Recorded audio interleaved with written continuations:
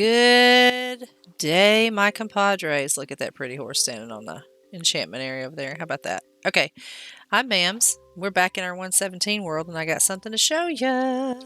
So see this right here? Yeah, we're testing out the replay mod. So if it works for us, great. And if not, then, well, we'll see how it goes. But anyway, we're about to start episode 5. Are y'all ready? Let's get into it. So today, I think what we ought to do is continue to farm our items here, but I want to start talking about levels. So to get enchanting at a level 30, you got to get levels up. And like I said last time, we're right at level 26. So how would you go about getting levels if you needed them? Well, the answer is there's a lot of ways. First off, you can go mining, and you can mine things that will give you experience. Anything in the game that gives you experience helps you up a level, just so you know. What's happened here? Anyway, so you can mine to get levels. You can also trade with villagers to get levels. This is a great way to get you levels, actually, because you're expanding your marketplace with your villagers and you're gaining experience to get you levels to get better enchantments on things. But the other kicker is, while you're getting better enchantments and doing this trade thing, you're upping the levels that your villagers can trade you at, and depending on what kind of villagers you have, they all have some really cool things at the end. Well, most of them have some really cool things that you can trade for at the end. Some of them, it's not so cool, but it's still great for your economy and helps you build up what you need to grow all of these things. And the biggest kicker is, once you get them leveled up, even if the things they trade in are not that great, the higher the trade items, meaning if they're leveled up all the way and you're trading those top end items with them, the more experience you will get while you trade, and that helps your levels. I see you. I'm not ready to trade yet. See how I'm holding a carrot in my hand and he wants to trade with me? Not ready to trade, you guy.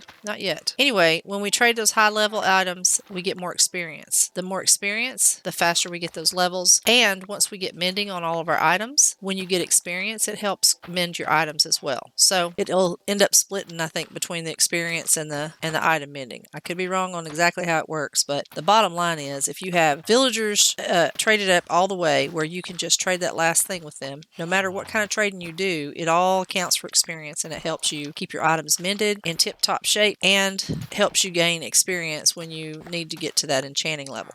So that's what we're going to work on today. We're going to work on building our economy up, and we're going to continue to build up our villagers so that we have those levels to get those better enchants with. So stay tuned. I'm going to work the farm here to help get us some items to trade with, and we'll go from there. Now, the rest of this, I'm going to probably time-lapse all this farming, because if you guys don't know how to farm, let me know, but I'm assuming everybody knows how to farm. And the reason I'm planting the carrots instead of the wheat back is because the carrots will get me more emeralds in trade than the wheat does. So another thing I'm going to do is I'm going to go ahead and expand some more farm because I have more things to plant.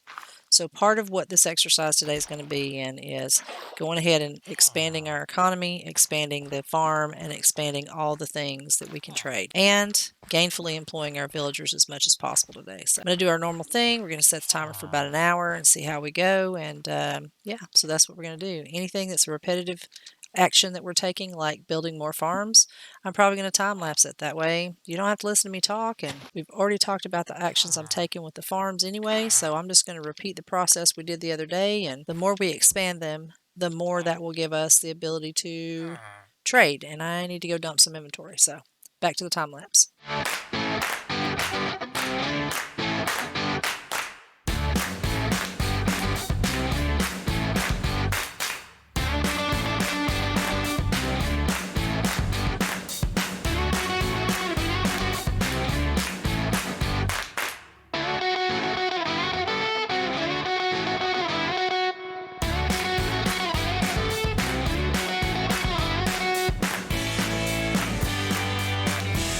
So these are the crops that I'm growing right now: carrots, wheat, potatoes, and beetroot. These are the seeds that I get from the beetroot, and these are the seeds I get from the wheat. The reason I'm keeping them, number one, is because I can fill these up really, really quick. The little bit of wheat that I got, and this is all the seeds that I got from it. Beetroot, same thing. So what can happen here is I'm going to fill all these up.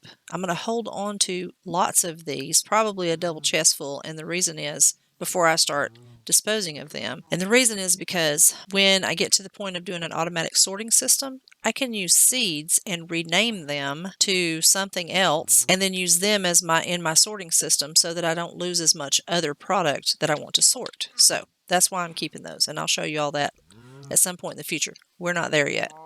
The cows are grown. They can eat. Yay. Let's feed the cows right quick. Okay. This is another thing that we're going to continue to do throughout this episode is periodically run over and feed the cows. I don't believe they will get to the point of, I don't think they'll get to the point of entity cramming just yet because there's only 3 right now. So it takes a little bit for them to get there. So I don't know that we're going to play that long today, but we'll see.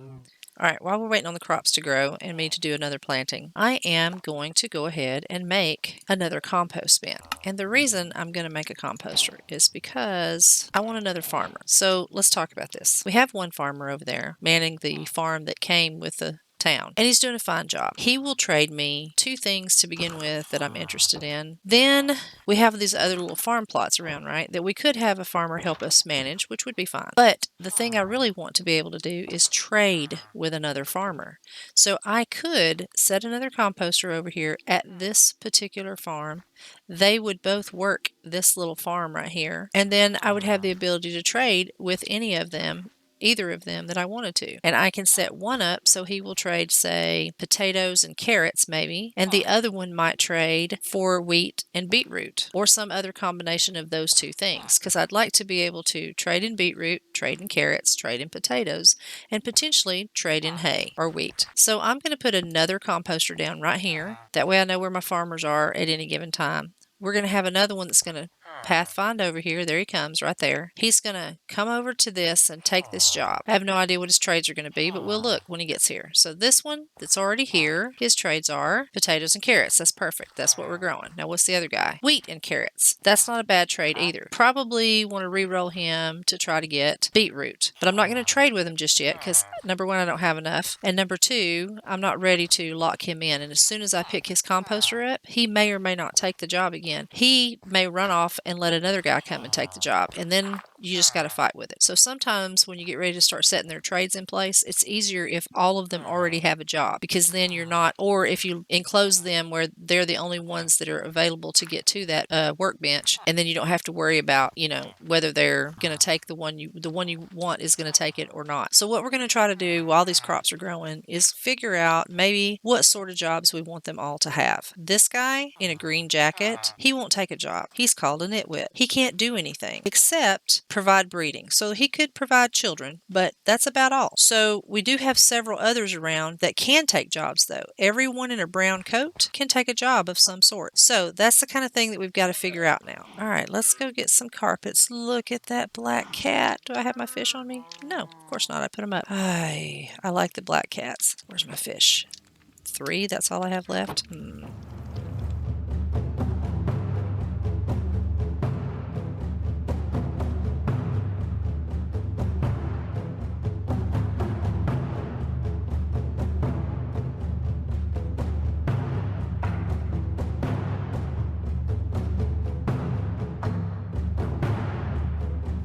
Look, look. Yes, yes, yes. Look. Hello. Yeah, come on, follow me. Let's go back. Look it. That's cat number 2. So let's have our smoker here, and maybe our leather worker could work at the same place with the smoker. Maybe our leather worker can be at the same place, pretty close to each other. And then, okay, Minecraft can generate path blocks with things on top, but as soon as I put something down, it's going to kill it. Let's put our smithing table there, which will give us a armor, I think, and then maybe the fisherman can be in the same spot. Boom. Okay. Then we need a stone cutter.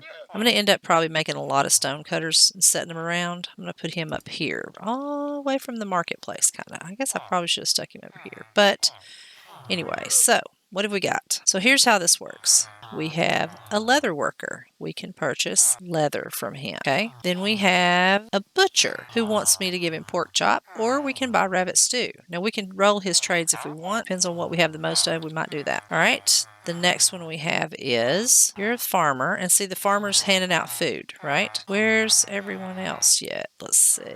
You. What are you? Toolsmith. Okay, the toolsmith. Where's your... I guess that's what the smithing table is the toolsmith. Nobody's taken on the fisherman. The fisherman will end up with a hat similar to the straw hat here, but it'll be smaller. And he wears kind of an apron thing. Someone will pick it up, but the time of day may prevent them from it. This guy, he's the fisherman. See the little apron? Hello, what have you got? You want coal or... Okay, there you go. His trades are not that great, but if you have a string farm, you can deal with them. And here we have a mason. Hi, my guy. What you got? Yep, there it is. Okay, I like the masons because I can also use their tool. All right, let's... I'm going to go see about some more leather while this is growing. 10 leather is all I found wandering around. Let's put this stuff up, and then I'm going to check the gardens again. Let's find a spot for the fletching table. Maybe right here. There we go. Someone without a job should pick that up. Sure, why not?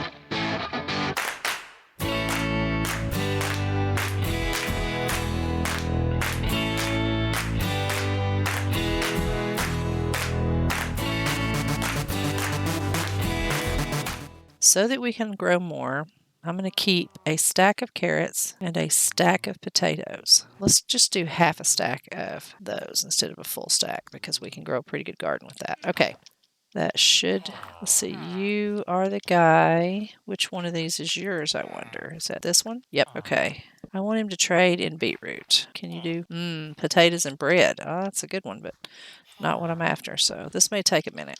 Nope. Okay, that one works. That one works. Let's lock your trade in. So when you get a farmer or any villager to have a trade you want, what you do is you lock it in by doing this right here. You trade with them. There it is. Now I can do this and we can continue to trade up and see what we get. Okay, we didn't add enough to roll his, but you, sir, can we roll yours yet? This is going to take a bit, but we're going to get some emeralds and then we're going to continue to roll him up. Now we're at 28 levels right now. We're going to see just what we can get by trading with him and getting him leveled up. We got to 29 already. Ah, the cookie. Yes. Cookie will go farther than this will. Okay. All right. And then pumpkin pie we'll buy. Great. That's great. That's all kinds of food now. All right. We don't need the food necessarily. The cookies will stack okay, but they're not a very good food source.